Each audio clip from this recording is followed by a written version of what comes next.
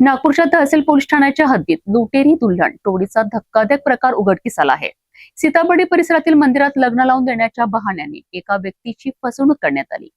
संबंधित महिला अविवाहित असल्याचे भासवत तिच्यासोबत लग्न लावण्याचा प्रयत्न करण्यात आला, मात्र लग्न सुरू असतानाच एक युवक तिथे येऊन ती स्वतःची पत्नी असल्याचा दावा करताच संपूर्ण प्रकार उघडकीस आला आहे।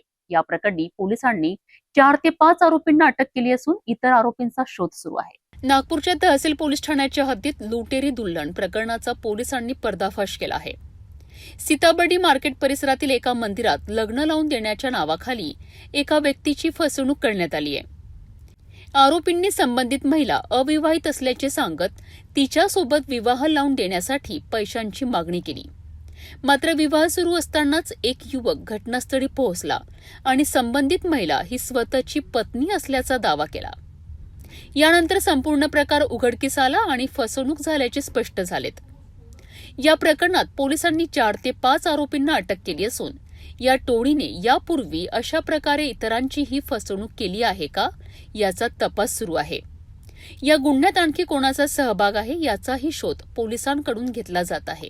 याच्यामध्ये हे वारंवार घडणारे प्रकार होते। सदरची घटना ज्यावेळेस घडली त्यावेळेस सीताबर्डीच्या मार्केटमध्ये त्या ठिकाणी मंदिरामध्ये लग्न लावून द्यायचा ज्यावेळेस प्रयत्न घडून आला आणि संबंधिताची फसवणूक करण्यात आली।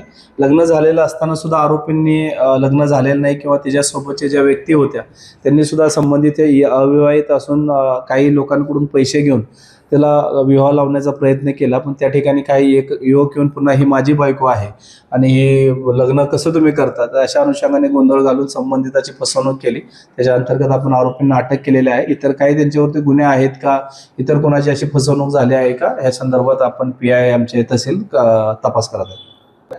निश्चितच याच्यामध्ये 4 ते 5 आरोपी पहिले आहेतच आणि इतर आरोपी सुद्धा कोणी कोणी मदत केली, काय केली याच्या संदर्भात आम्ही तपास करत आहोत।